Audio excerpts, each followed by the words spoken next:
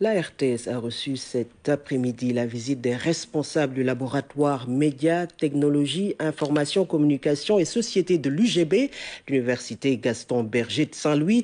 Cette visite entre dans le cadre de la célébration de la Journée mondiale du patrimoine audiovisuel. C'est un reportage de Mamadou Sakine avec Oumou Kalsoum Sall.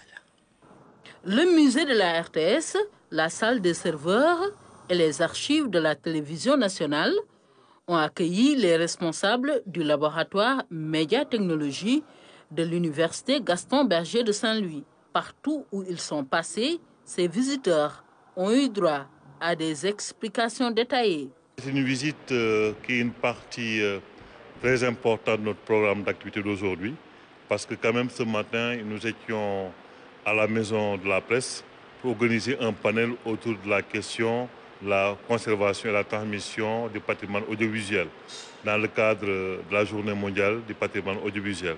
Donc on avait prévu pour l'après-midi d'aller sur le terrain, de faire une visite de site pour voir exactement ce que les acteurs font sur le terrain. C'est pourquoi nous avons choisi la RTS comme étant un lieu d'observation. Une visite riche en découvertes pour cette délégation. Et ce que nous avons vu nous a vraiment rassurés. Parce qu'avec les acteurs de la RTS, avec le directeur du système d'information qui a pris le relais, directeur général par intérim, et l'ensemble des directeurs centraux, ils ont vraiment nous ont exposé le travail qu'ils font. Ils nous ont fait aussi découvrir l'évolution de l'ensemble des outils utilisés depuis 40 ans, depuis 50 ans, pour justement filmer, mais aussi sauvegarder tout ce qui est élément audiovisuel.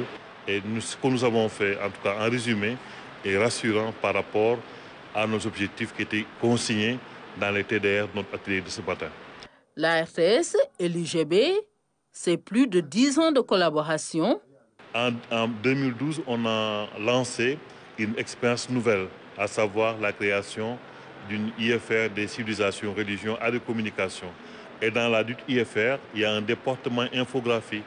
Et à l'époque, pour être sûr que ce que nous proposions dans le domaine de l'infographie était conforme aux besoins du marché de l'emploi, nous étions ici il y a 10 ans pour enquêter aussi, pour avoir un partenariat avec la RTS. À l'époque, la RTS nous avait grandement ouvert les portes.